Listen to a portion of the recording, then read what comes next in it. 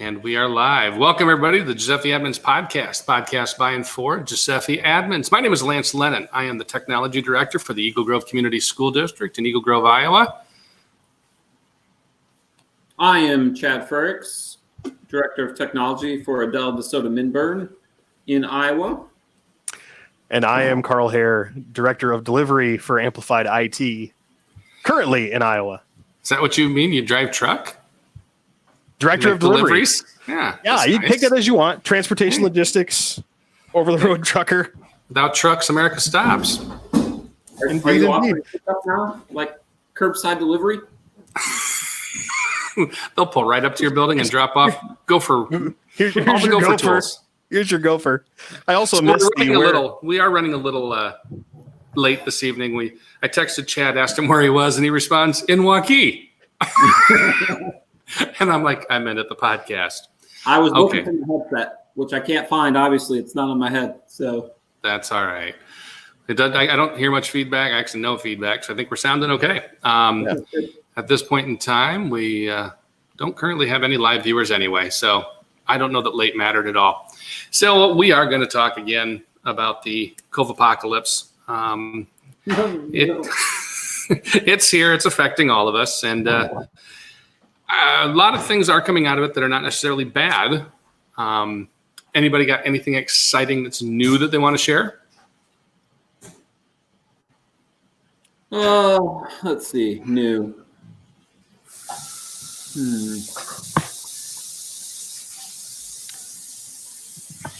It's a little bit of the same as it's been the last few weeks.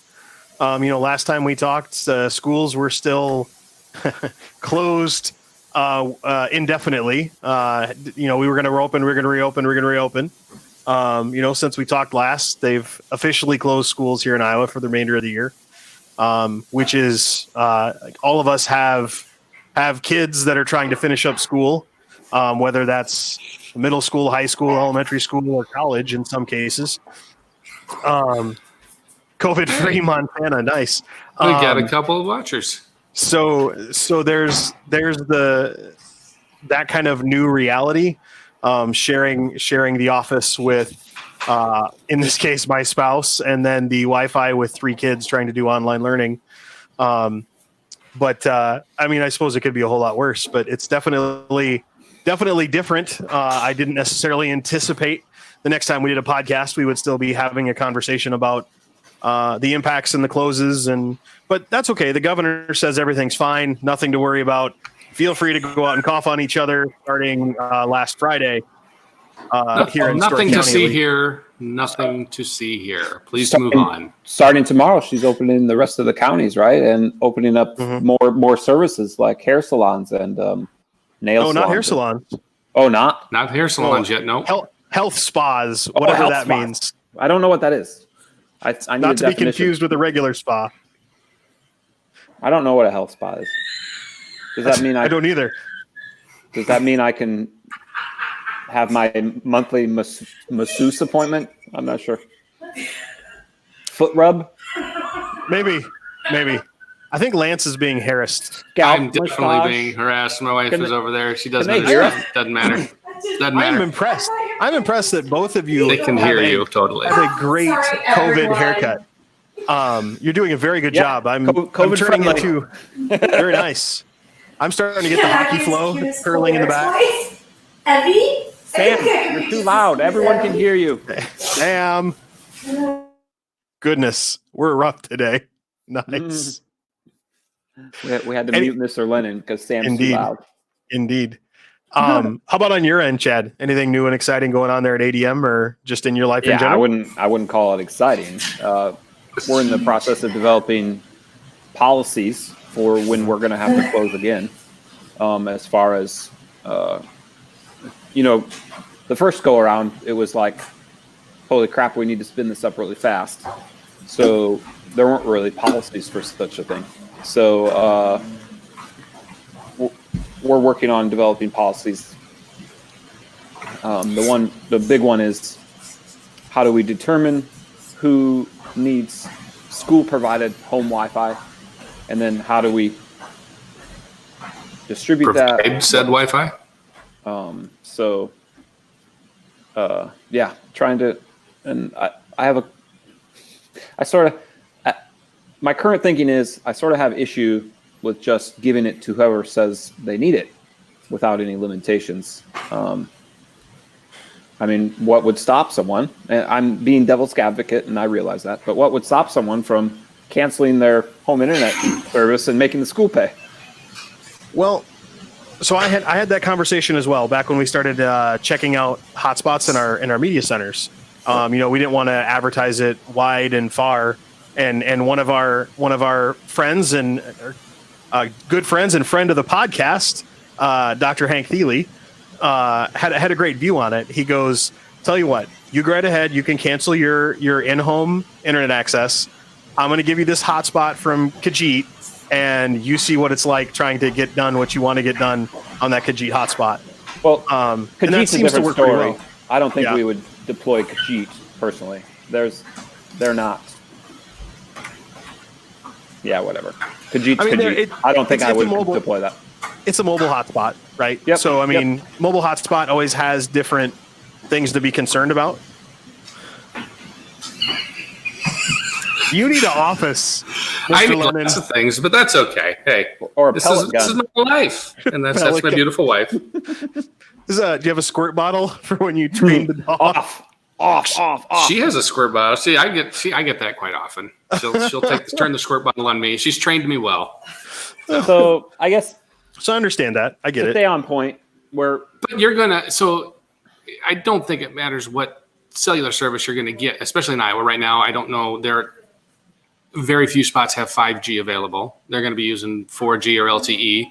It's not going to be exceptionally fast, and they aren't going to. They could totally say that the school's going to provide my internet for me, and it does reduce their cost, but it won't do what they're asking it to do. And it's meant to be basically a lifeline so that kids can get on and do what they need to do with minimal traffic.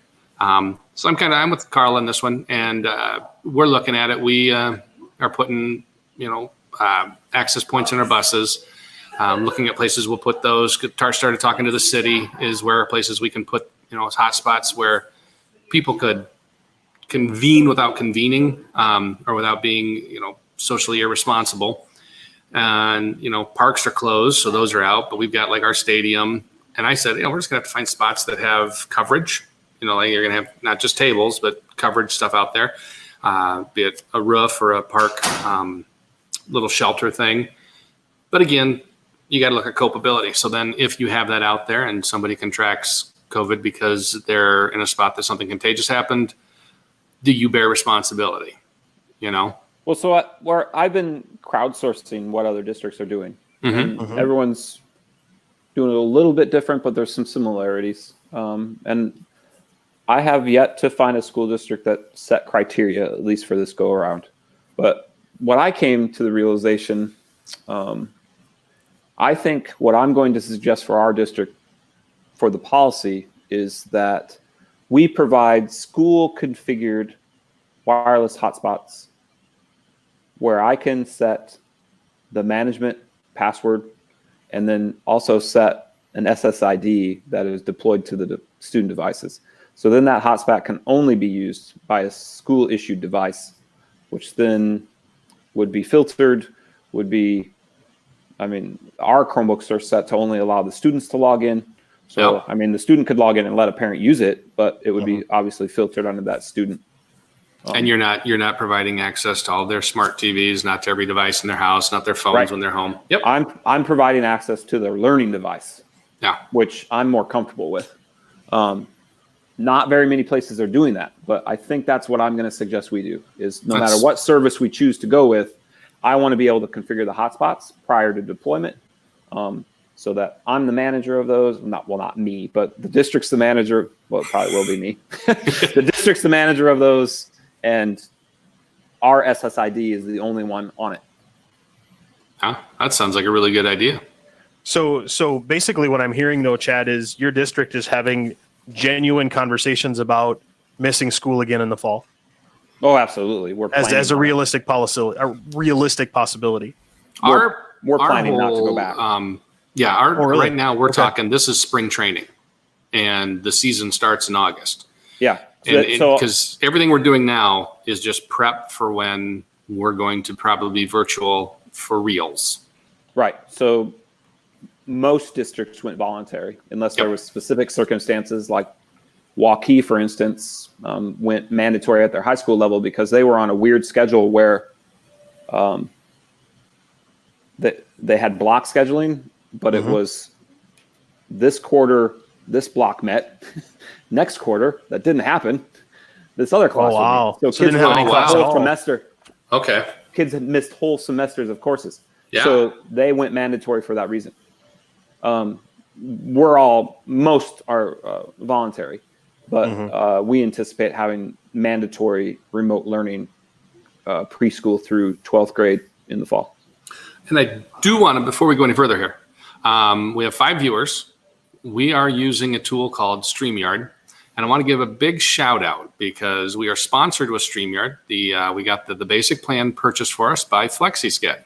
And the way I like to describe FlexiSched is FlexiSched, the flexible scheduling program for all your flexible scheduling needs. I should actually say the premier flexible scheduling program for all of your flexible scheduling needs. That's what the shirts say. FlexiSched. The shirts used to say, the new ones don't. Used to say premier. It's a great tool. It's like right now, people can. We're on YouTube Live. It's streaming out to there. But if they make comments, and thank you, Dave, for listening in, and for Menachem for listening in or watching us actually, and they can put the comments in YouTube. We get them live here in our stream, so I can see that they're in here. Great little, I would call it podcasting or YouTube. It's a streaming platform. Yeah.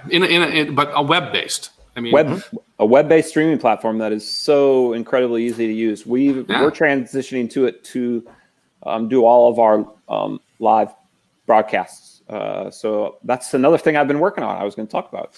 But StreamYard, it's not really Google specific, but no, it goes to YouTube, Facebook. Yeah, we went with the basic license, so it's 2 concurrent destinations. Streams. Yep. So we're going to go Facebook Live and YouTube Live.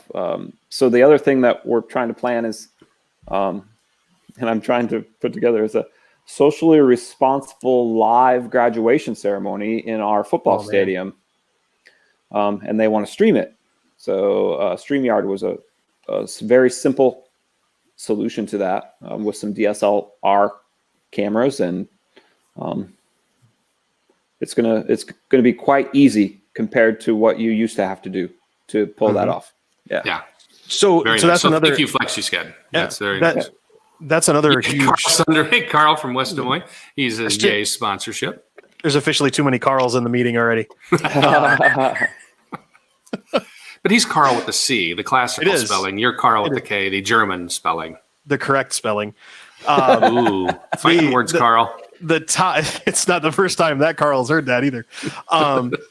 The Carl Beamer at Amplified hears it too.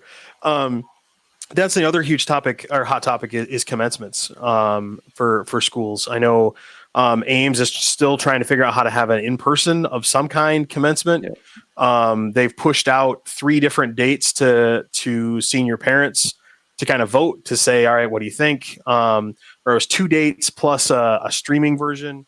I think maybe what it was, not having seniors and not having to try to set one up. I haven't really thought about it too much.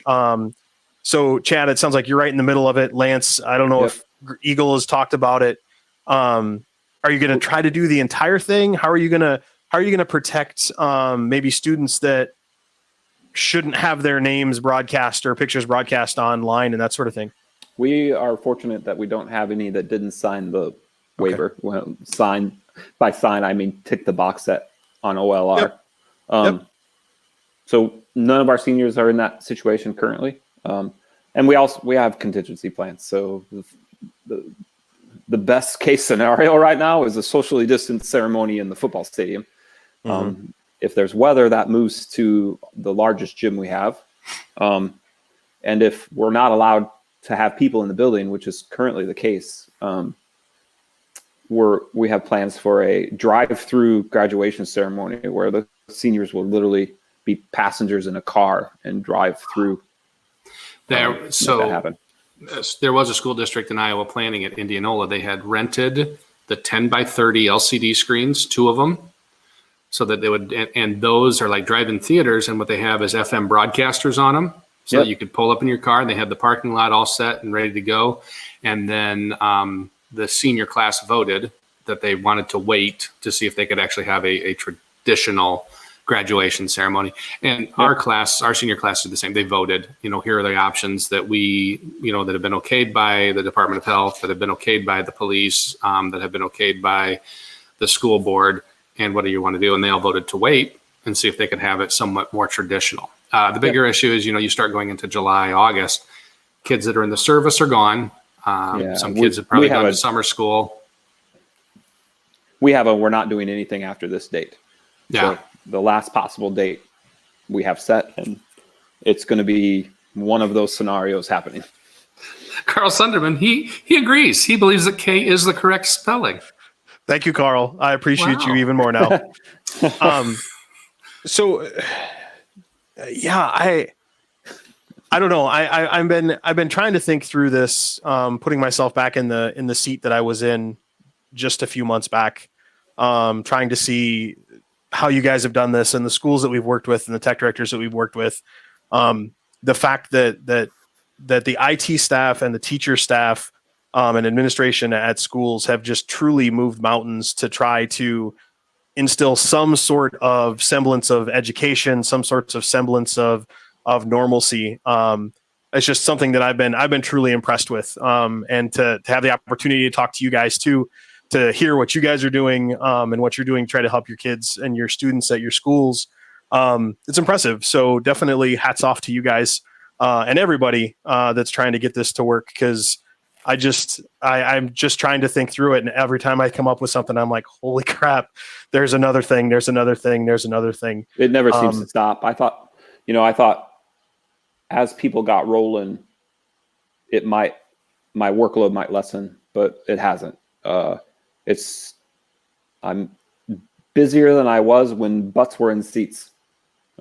It's crazy. So one of the other things I've been working on is, as Lance plays with our new toy, we're trying to track, because we're voluntary, we're trying to track participation in various ways. And it's different at each level on what we classify as participation. But I've been able to put some spreadsheet wizardry together and get us some pretty good numbers. And we're doing pretty well as far as participation.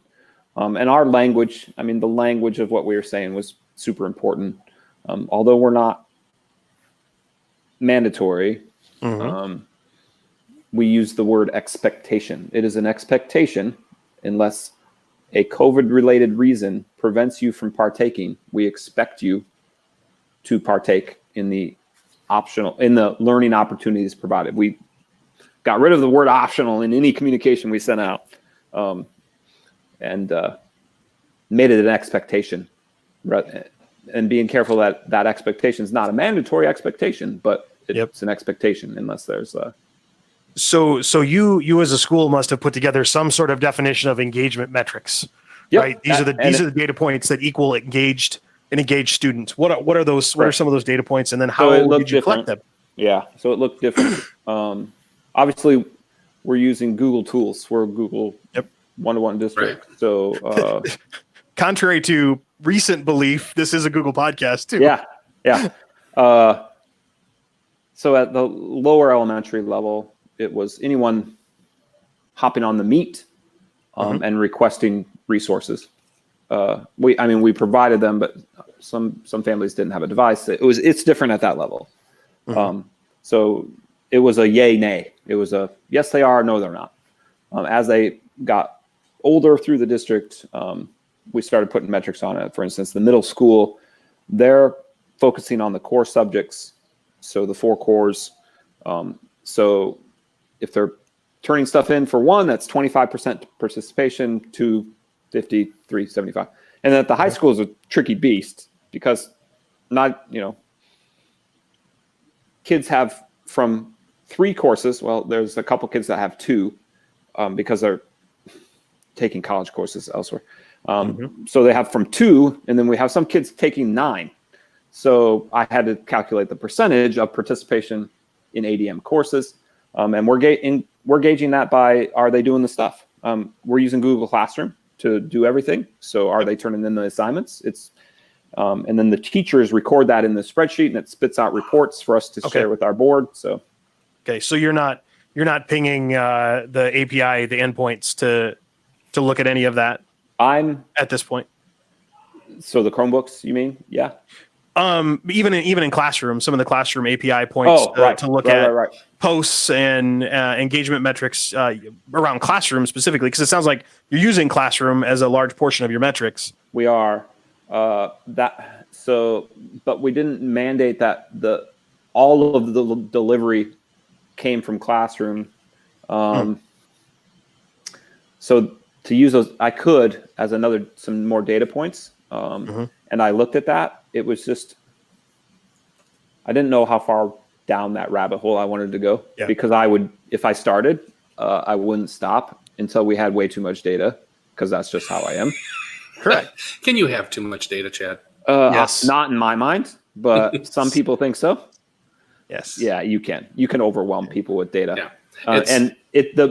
I always try to keep the audience in mind, and truly the audience is our school board, and they are more than happy with what we're collecting right now. If they ask for more, very loud car going by my apartment. There's a charger, by the way. I missed my charger. Anyway, my audience was the school board, and they're happy with what we're doing. If they ask for more, I can, definitely look at that. And I did. I researched, what metrics can I gather, all the way from time on Chromebook, and then looking at what they were doing on the Chromebook and meshing all those metrics together with the filter logs and the cross data you can pull from GAM, which I already pull anyway. So it was crunching a lot of data together to get some more advanced stuff. So I'm pretty much ready to go with that stuff. They just haven't asked for it. So here's my big question. You talk engagement of your kids, and now you're talking virtual engagement. How do you know how that compares to live engagement? I mean, just because a kid's sitting in your classroom doesn't mean they're any more engaged than the kid who isn't in your virtual classroom. Lance, you're opening a whole can of worms on this discussion with how all of this should and goddamn very well better change education. Yep. We're only asking these kids to do 2 hours, like a week of stuff in some cases. And I would argue that some of them are learning more now than they did sitting in a classroom. I guarantee some are. Yeah. So, because some kids are going to engage with what you give them this way better than having to sit in a classroom and do it that way. So I think we talked about it last time. It's going to fit in with their clocks, their circadian rhythms that they can do it on their time. Like I said, I agree with you. I think a lot of things are going to come out of this. And like I said, you're using the Google tools. We're using the Google tools. And since this is a Google podcast, we should probably talk about some of the Google tools. One of the things we did, we surveyed our teachers and said, okay, what do you need to make this, like I said, like I'm calling it spring training. Yep. What do you need to make this successful, but also so that you can take these tools and possibly go virtual in August if we need to, and make the real season successful also. And one of the things they said is, we need to know the virtual tool. Like they wanted to know, how do we use Google Meet? What's the best ways to use Google Classroom? What are some ways to actually design online lessons? And that's, this is the kind of stuff I said, I've been trying and talking about this, and how do we integrate these tools and not make it about the tool, but the tool is just ancillary to what's going on. It's just the delivery method, and this can do it. And so we did a session on Meet, gave them a PD. I did 3 different live ones. I recorded them all and chose which one I looked the best in because they could put it on the YouTube. So none of them? Well, there was one that had the least this and the most screen. There you go. We did, Google Classroom, but we divided that by age level and said, so we had 3 sessions for high school teachers, 3 sessions for middle school, 3 sessions for elementary, so that it could basically be customized to their levels. But that was done by some of our integration people. And then designing lessons online, how do you actually do that and make things effective? I was like, this is stuff I've been waiting for years. Yeah. And talking about, how do you actually design a lesson with technology? And we talked TPAC and we talked designing lessons, and don't make it about the tool. Don't make it about this format. Make it the lesson. It's the content that's important. Yeah. It's your methodology, your pedagogy that's important. But I love that I could be on the back end and still be able to help them in the lesson design, but kind of merge it all together and voila, you have a beautiful pie. Death and destruction aside, and that's a big aside, but I was excited. This was like going to the big leagues all of a sudden, like getting your call up. Like, these people don't have a choice now. They have to do this, right? And they need me to help them. So it was literally, I felt excitement and was full of positivity. Like, we've been prepping for this. You guys didn't know it, but we've been prepping for this for years. And it's finally go time. Let's do this. And at ADM, it was such an incredibly smooth transition, just because we had prepped them for the digital learning stuff. Not quite to the degree, but man, I'm so, Teacher Appreciation Week was last week. Just so incredibly proud of what all teachers are doing right now. Isn't it this week? I think it's this week. Is it this week? It's Sorry. this week. Yes, It's been a long week. I forget what day it is. It's a common issue right now, right? It's Thursday? Is it Thursday? It's the site. What's the site? But just so incredibly proud of what teachers are doing all over the place. But specifically here at ADM, even the peer technophobes were asking great questions and putting in the effort and using these tools because it was important for the kids. And that's why we do what we do, right? And I would love to say ours was as flawless as yours, but we had hiccups along the way. I'm not saying we didn't have hiccups. Heck no. But we have hiccups. Distribution of devices to our elementary kids. We still have some that are unaware that they can have access to them. Yep. How do you reach out to them? We've tried calling, we've sent emails, we've sent school messenger, we've reached out to the public through social media. And even today, I got a request from a kid. Hey, I heard we can get our devices. Yes, Yep. Yes, you can. Fill out this form. We're still deploying multiple devices every day. In fact, part of my agenda for tomorrow is to go to our intermediate building and prepare more for the possibility of pickup, because they were down to like 5 left out of the many that we had provided or prepared. So yeah, that's on my agenda for tomorrow, is to go there and get some more ready. We're trying to do sort of at a classroom at a time, so we can, when they do come back, eventually, whenever that may be, we can get them back to where they're supposed to be. The other thing that I'm continually looking for silver linings to our clouds, right? The other thing that this is forcing in my kids' district is, guess what they're not doing this summer? They're not collecting laptops. So they're being forced. They're being forced. Is that your first time, Lennon? Yep. To not? Oh. Yep. I initiated that when I was at Spirit Lake. And we're not planning to collect any at any level until the kids come back. Right. Same here. Whenever they might, because one of the reasons is we're truly not expecting to come back right away in the fall. All the forecasts are that there's going to be another spike or whatever. And so we're planning not to come back right away, at least. So, we're planning for that. Does that make sense? We're not, when I say we're planning to not come back, we're planning for that. For the possibility, real possibility. The very real possibility. You better prepare for that. If you don't prepare for that, you're negligent. If you honestly sit there and think we're going to be back in August, it's fine to think that. but you better prep for the fact that So you might We not be. we hope that we're back day 1 August, but So you're saying you're not even collecting seniors' devices? I was just going to get into that. We talked through today via email. Actually, we're going to have a meeting, but the email chain was we're trying to join it with something else the seniors have to do anyway. Yeah. So they have to do certain things. So it'll be just a drive up, dump it in a bin, and yell at someone. Yeah, I got my charger. Yeah, I got my Chromebook. What's your name? Tick. Good to go.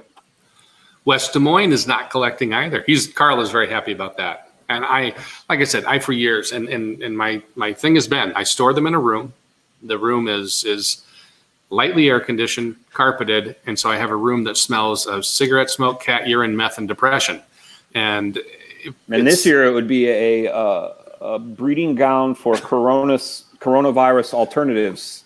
Yeah, and so, but for like seniors, we're talking it's going to be the student stands away, reads the serial number off the Chromebook, off the browser, and I'm not going to they're going to put them in a tub. That tub is going to sit for a week or two, and then I'll look at them possibly to see if there's any damage. And everybody knows if there's damage, they may get billed later. Yep. Yeah. No, I'm not even going to ask them for the serial number. I'm literally going to say, do you have a Chromebook? Do you have a charger? Put them in the bin. Check. Because I can get the serial number from the user data in the database, right? So I know I got make sure they're turning in their Chromebook. Yeah. I'm not even because if there's damage and you go back and check damage on that serial number, how do you know that was the serial number the kid turned in? What? It's the last user that logged into that serial number is going to be them. Oh, I didn't even think of that. That's a nice point. I don't need to know their serial number. That data's already there. It's in my system. Yes, I use that all the time. Oh, we don't even. Yeah. It's one step. It's one less step to worry about in check-in, check-out, inventory, and all this other baloney. You basically just toss a computer at a kid with the asset tag, and there you go. You know. Yeah. I don't. Yes. Yep. Much easier. I don't worry too much about serial numbers to kids. We're one-to-one. We swap devices all the time. I do care when you bring me a broken one that it's the one you logged into last, and I check that. That's part of my repair system that I've devised. So cross a GAM, it's not even GAM anymore. It's Google Apps Script, runs every hour. It might be every 15 minutes now. I can't remember how I got on that, but it just runs in the background and populates a data studio. So when a Chromebook comes in, we ask who the kid is. What's your email address? Is this right? Yep. And then there's a link to a Google form on what we're going to fix. So off we go. All that data is there, Mr. Lennon. It is. You just got to go look. You can use the APIs. You can use GAM. You can use Gopher for Chrome. You can use all sorts of things to get that information. You can get to it right in the admin account. It's a little more work, but you can do it. I don't need no stinking. That's no fun. Who wants to go there? Nobody wants to go to the admin council. What's a GUI for? It's there. Jeez, that thing is so gross. So we've been talking about Classroom getting used a lot. I think we would be negligent if we didn't talk about Meet and the ever-changing universe that is Google Meet today. I was going to bring that up. I'm not very happy with that team right now. And that's crazy. It's one of the other things that we've seen. Google's doing it. Zoom is doing it. I mean, all of these companies are trying to scramble to help because they weren't prepared. You know, all these schools have been talking like, yeah, we're going to do online learning and we're using technology and we're doing great things with computers. And now it's all of a sudden, holy crap, we actually have to use it and have to do it en masse instead of just talk about it. So that's one of those things where they're all scrambling to try to get things to work. And I know one of the things, Zoom got a really bad rap really fast.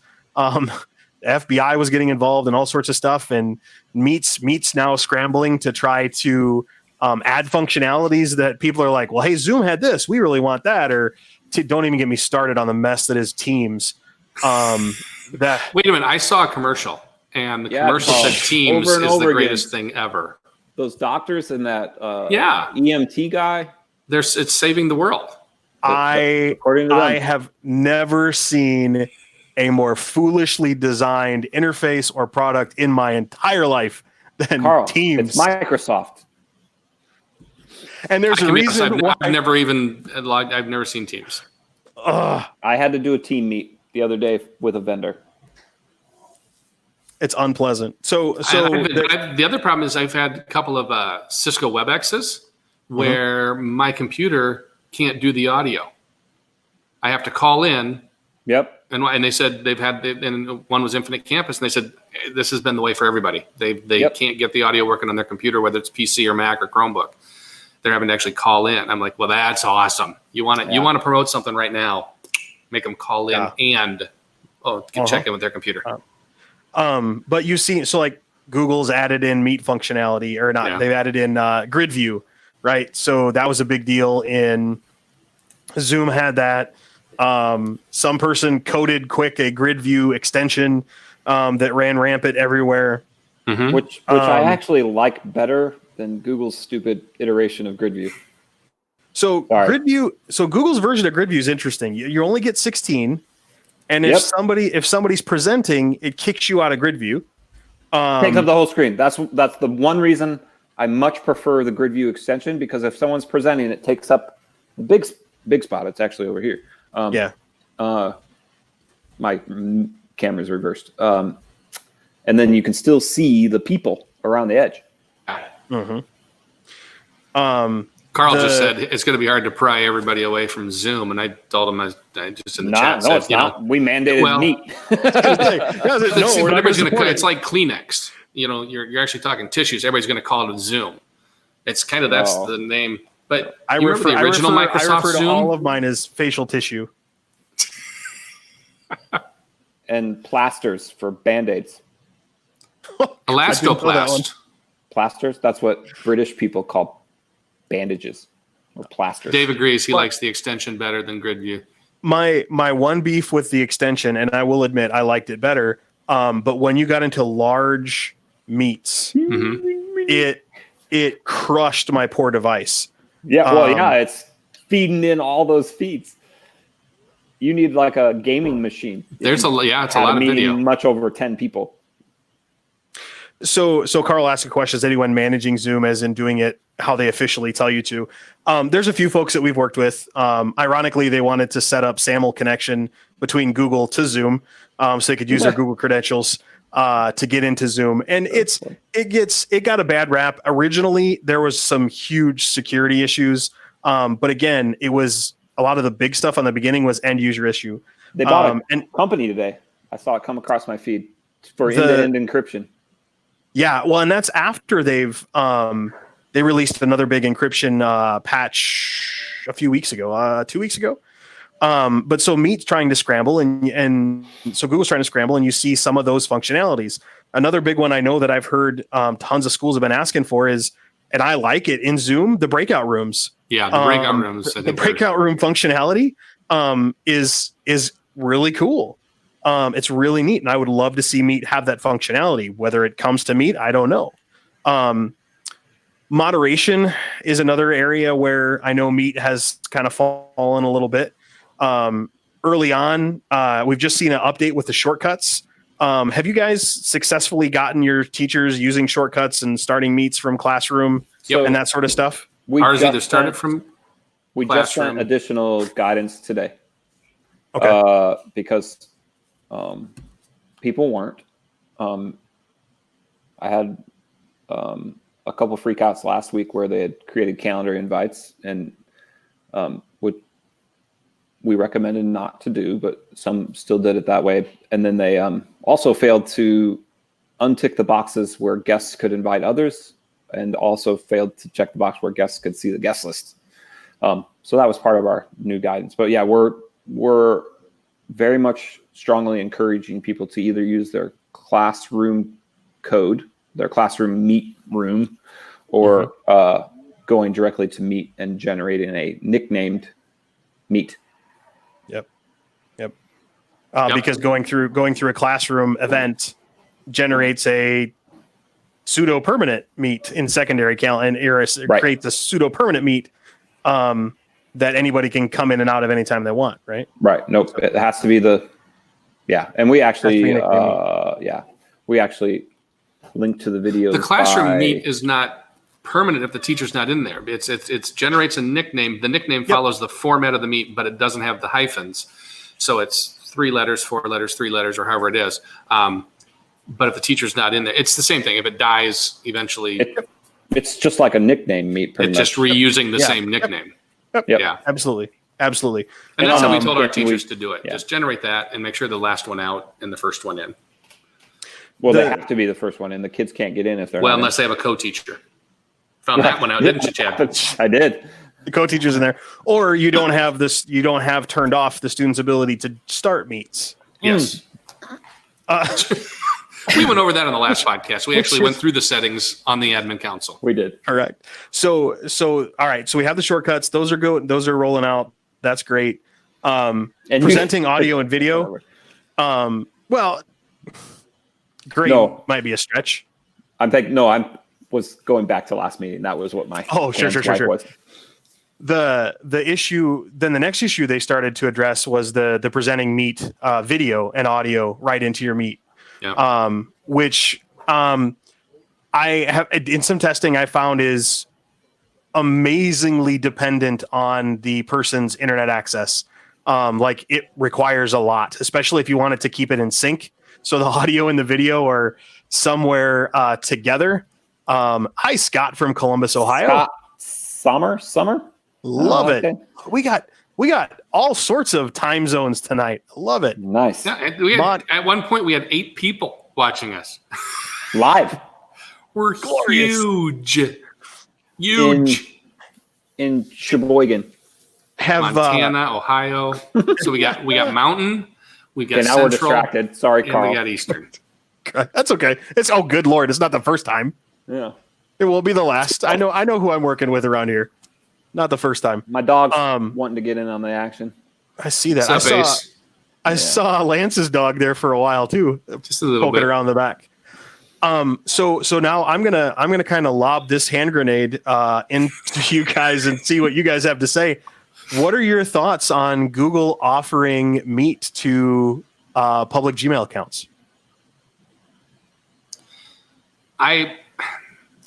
My big concern, I don't even know it's a concern because truthfully, they probably have more computing power than I would even be able to contemplate, is would it affect the use of us using it in Google for Education? Secondly, is our kids going to now start having their own accounts and starting their own meets? But again, there's other tools out there they can use. I guess it's another tool. So what? It doesn't bother me. As long as it doesn't if they moved everything video related to Meet, that would be okay with me. So let me rephrase that question. Does it bother you that a stranger could start a gmail.com based meet and then invite your students to attend it? A stranger could invite Mike. I would like the ability from my admin console to just allow outside. Yep, from joining outside meets. Domain only. Domain only from the kids.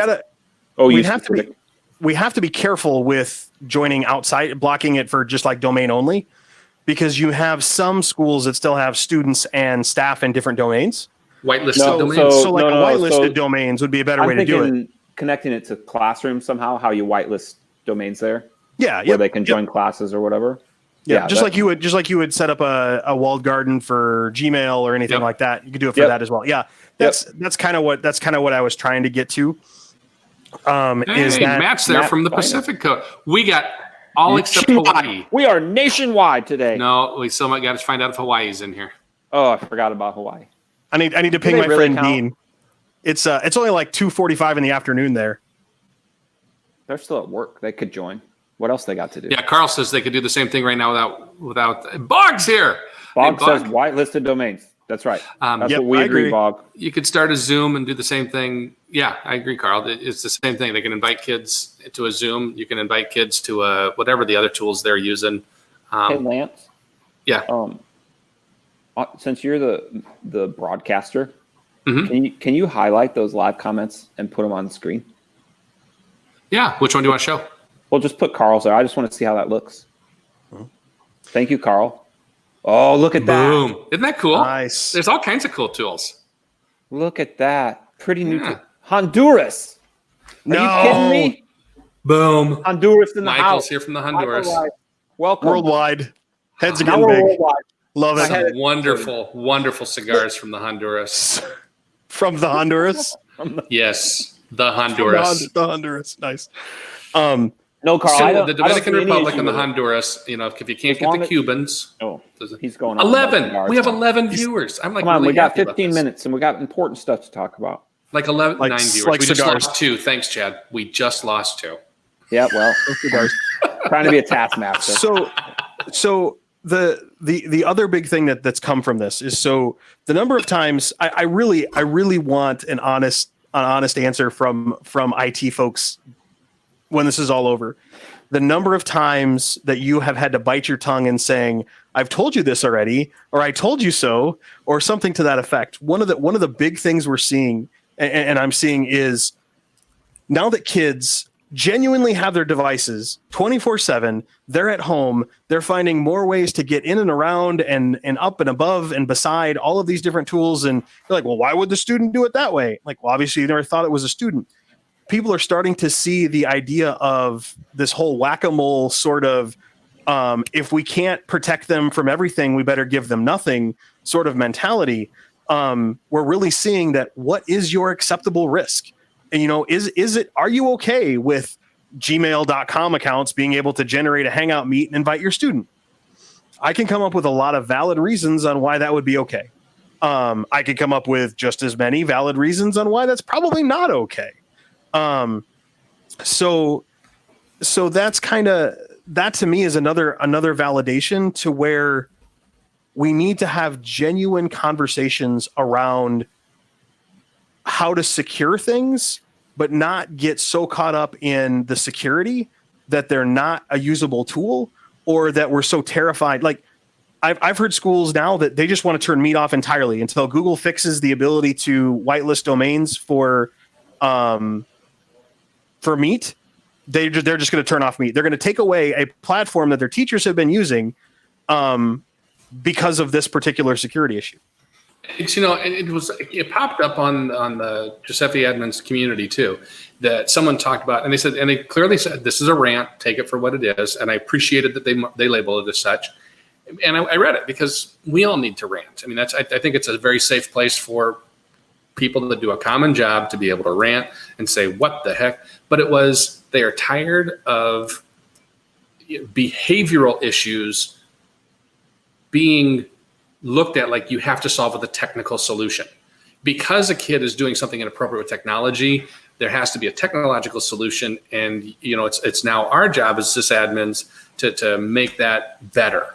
Whereas in their class, you know, would you honestly ask me to do the same thing in your classroom? If it is a behavioral issue, you know, do what you want. Bog has just said, you know, his policy is to block less and monitor more. And I agree, you know, be proactive on the end in terms of, I'm constantly looking at what are the extensions that are being installed. Are there things that I need to automate? Do I need to block? Do I need to look at what they're using? Are they things that are appropriate? And it doesn't mean I'm perfect by no means. I mean, you know, there'll be a week or two that I may forget about or not forget, but other crap comes up. But I'm with you. There's tools out there, and they're going to find the tools, at least with our device that we give to these kids. I really can't think of any school that has something out there that's completely free. We've got, you know, filters in place. We've got log files. We can at least go through, find out what happened, who did what. It may be after the fact, but it's better than them just using their parents or their own cell phone and nobody knowing what or when it happened.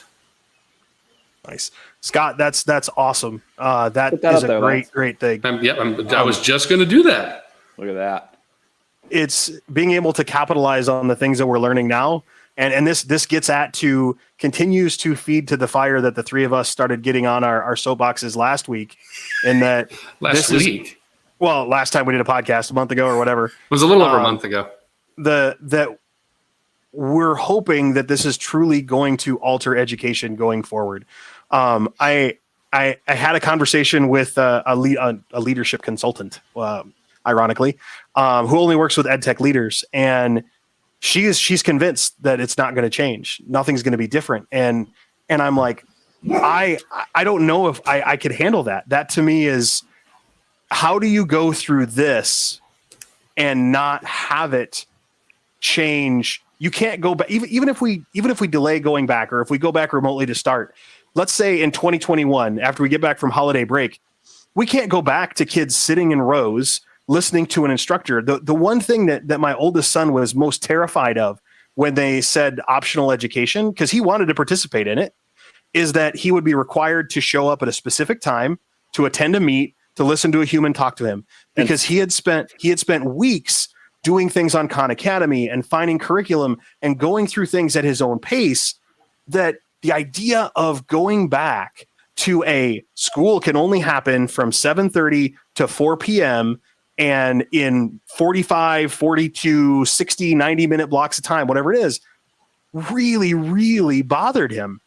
And now we have it should bother everyone. These kids. We have all of these kids across the entire nation, across the entire globe, where they're now being given the opportunity, or at least should be. I know some schools and some states are trying to enforce the have your butt in a seat, we're going to take attendance, and I'm sorry, that stupid meet attendance extension drives me bonkers. A lot of the private schools they're trying to mandate that structure in place where there is zero structure anymore. None. There is no structure. Don't try to enforce it. No, the structure is different than what you're used to. There can still be structure, but it's completely different. You have to realize that you're.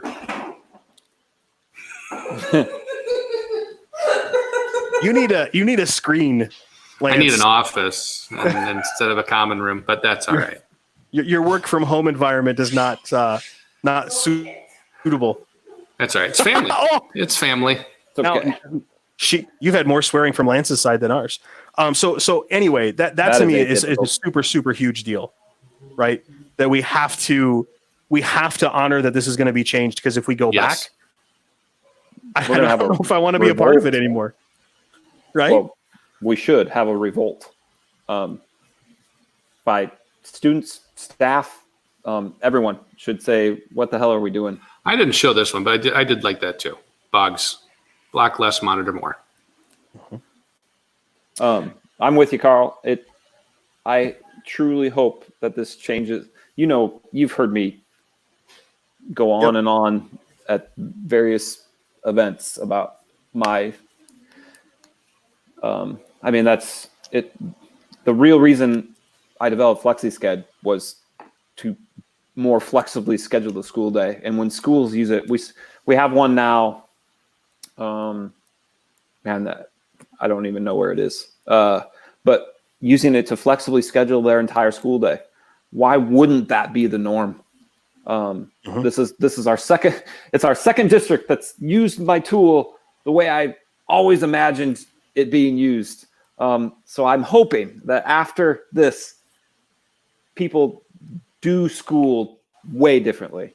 What is wrong? Yeah. And I agree with Dave. I hope to see a blending of it, because a blending. Yes. Because the social aspect of the physical building is important. There, the co-curriculars are so important but sitting in a damn seat for 50 minutes at a time doesn't need to be the normal. How cool would it be is if lessons were still online, you could come to the building and your teacher is there, and you could just go talk to them.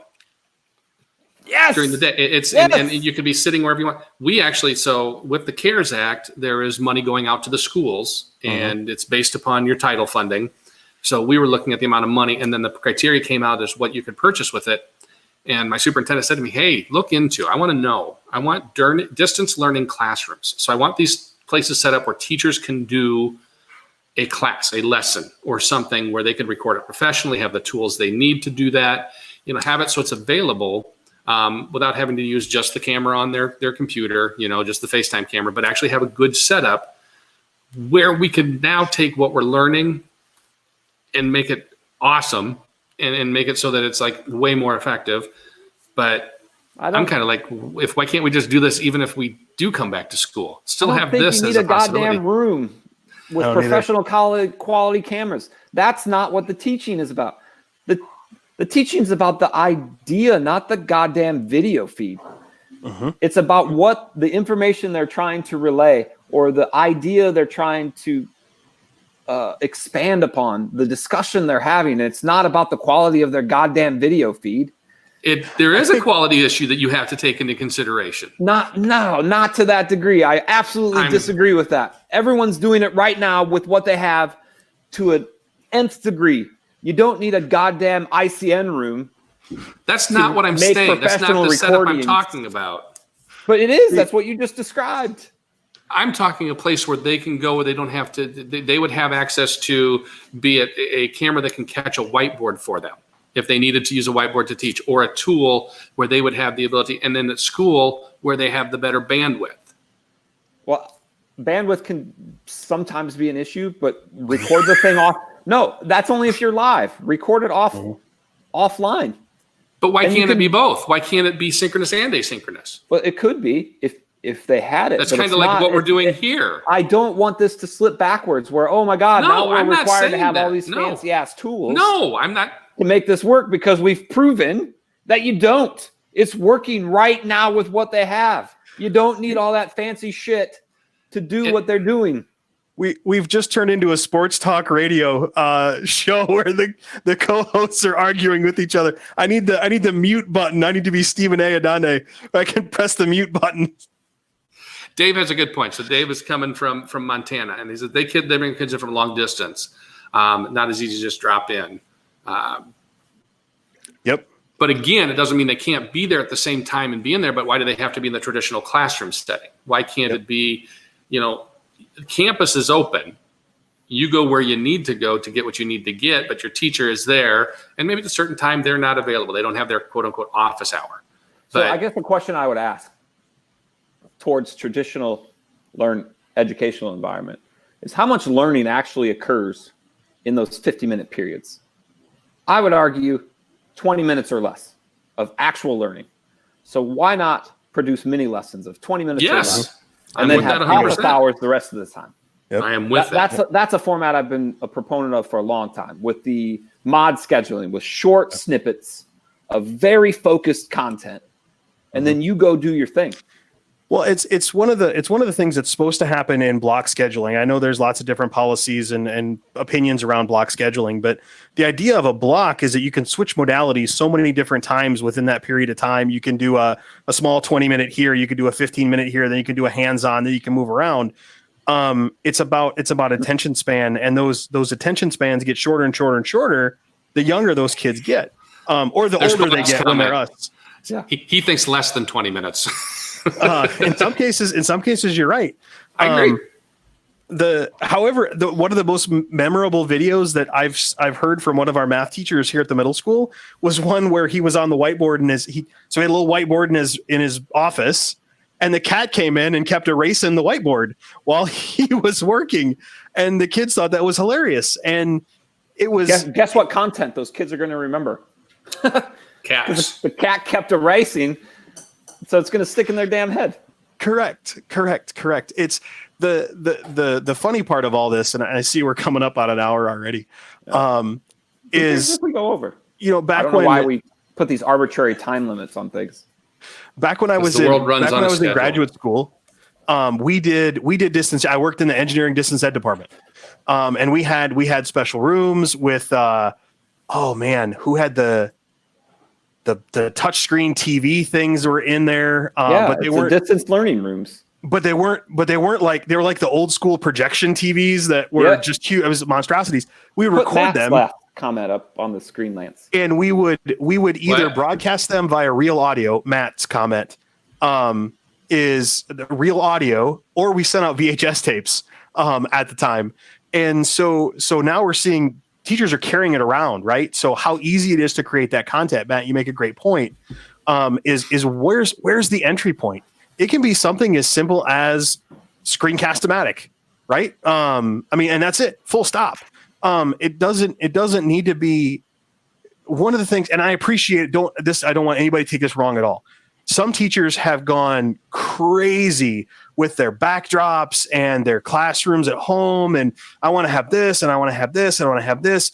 And you know what? If that makes you happy, and that's fine. You do you, but it doesn't have to be this production. Keep it simple, stupid. A wise man once told me that long ago. Keep it simple, stupid. The KISS philosophy. Because Matt's comment is exactly right. If you build these fancy rooms, only the highest techie teachers are going to use those, because the who's going to man the video switcher? Yeah, to change camera inputs. You're talking about like. I totally disagree with teching it up, because people are doing what needs to be done right now with limited tools. And some people, like Carl said, are doing it up and being all fancy. Be you, right? Yeah. But you don't need to do that. When Khan Academy started, it was one guy doing in his closet. He was recording in his closet. Recording in his closet. Recording in his closet with very limited tools. And I would argue that you don't need any more than that to make this go. Uh-huh. We don't need to have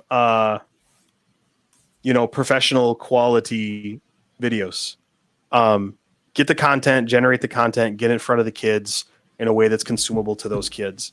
In an easy fashion for and that's teachers. And again, to circle this all the way back, that's why we have all pushed more than one school and worked with more than one school to get them into G Suite.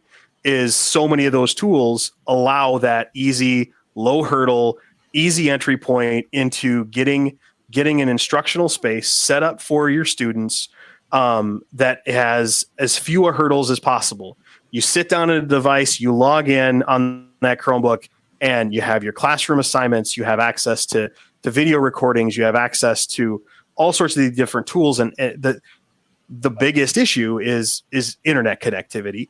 And that's the other thing that I hope comes from this. And I've been working with a group here in the community to try to bring internet access as a municipal utility. Yep. Is the need for internet as a utility. Your internet connection now is just as important as your water and your electricity. And that's something that I can't believe people still feel that internet access is a luxury, and it's something that people don't need. But that's another whole soapbox conversation. Yeah, that sort of circles back to the beginning of the podcast. Yep. We're a ruckus Wi-Fi district, and I put up external APs at each of our learning centers. And we put up T610s, not to get technical. And I realize we're over time, so I don't want to go down too much of a rabbit hole, but holy crap, those things broadcast a long way. How far back can a Chromebook shoot back, though? I know you're broadcasting out. The out's not the issue; it's the back. No, as long as your signal strength is solid to the device, right? So then, does it matter? But that's what I'm asking: is are you pushing out too far? Mm-mm. Nope. It goes a long dang ways, and I aimed them down at our parking lots. It's supposed to have a 30-degree up-down fan. Mm-hmm. And it broadcasts a long way outside of that. I'd tell you that for free. Yeah. Oh, that's and like I said, did you know? Because my superintendent asked me, and I couldn't tell him. I know that I've walked with the devices. How far back can just your average Chromebook? Starlink, that's funny. Yes. Yep. Google needs to expand their community Wi-Fi projects. Are you guys, anybody got the one where you flush the fiber down your toilet? What? That was one of their April Fool's jokes. One year they actually had if you wanted, they would send you a coil of fiber, and you were going to flush it down the toilet, and someone stood. That wasn't the fiber I usually flush down the toilet, to be honest. The wastewater place. You don't remember that? I have to look that one up and send it to you. Sorry, Mr. Lennon. All right. Oh, so Matt says they're getting about 800 feet off of the T610s. Really? I'm getting much farther than that. Sorry, Matt. Chads are better. No, I'm not saying they're better. I've just, based on my testing, it was way farther than 800 feet. And I had them pointed pretty much down at the parking lots. So, but that's what I'm asking. Can the Chromebook push back? So I was rate testing with a Chromebook. Okay. In the Fairway parking lot, which is across the street from one of our learning centers. Oh, my robot's going to start cleaning. Thanks. And and I was up and down over 17 meg per second, and it was nice. and that's much further than 800 feet away. Very Bob, nice. to answer your Very question, at 800 feet I was above 17 because way further than 800 I was at 17 meg, up down both. Yeah, So Ames repositioned there so we're platform agnostic. Redid their AeroHive access points to accomplish the same thing. They were able to do that at all of their facilities except for one, because one of the way the school sits, the parking lot where people could safely physically Congregate. distant and participate was just too far away. They couldn't do anything about it on that building. Because we didn't, the playground was closer, but they didn't want people to come hang out on the playground. Yeah, absolutely not. Yep. To use the Wi-Fi. So, Right. All righty. Well, we are actually over That's our about hour. So, Oh man, we didn't get to stupid drive shortcuts. I don't like them. There, they're covered. done. Sharing dialogue windows different. It's weird. It's change. I don't like weird and change. no, we don't I like actually change. like That's why the we new use sharing Google dialogue. Pools, because nothing changes. I actually like the new sharing dialogue. And then the addition of meets to Gmail. Oh yeah. Not really sure the point of that yet. That's I don't like it because it doesn't allow you to do the nickname. No, it just creates a right. done. Yeah, correct. And it's not as if it's effective. If right away I have to talk to a teacher and they email me, I can go ahead and start a meet with them. That's one thing. But one more part, Google tool that I need to shout out to again is remotedesktop.google.com/support. there you go. It has been a lifesaver through all of this fiasco. Wow.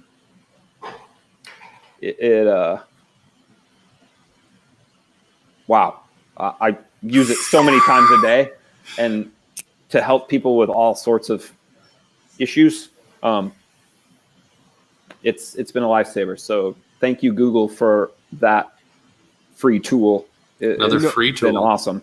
You know it's special if Chad is actually speechless. He likes it so much. Yeah. It's just so simple. It's just boom. All righty. Well, kids, that about does it. So now, honestly, if there's something you want to talk about as an audience or something you get, feel free to drop us a note, put it in the comments on the YouTube video. Contact any of us if you know how to get a hold of us, and let us know, if there's somebody you'd like to see on the podcast, something you'd like to hear about. We're always looking for ideas. So we'll talk to y'all later. Stay safe out there and wash your hands. Everybody. Thanks, guys.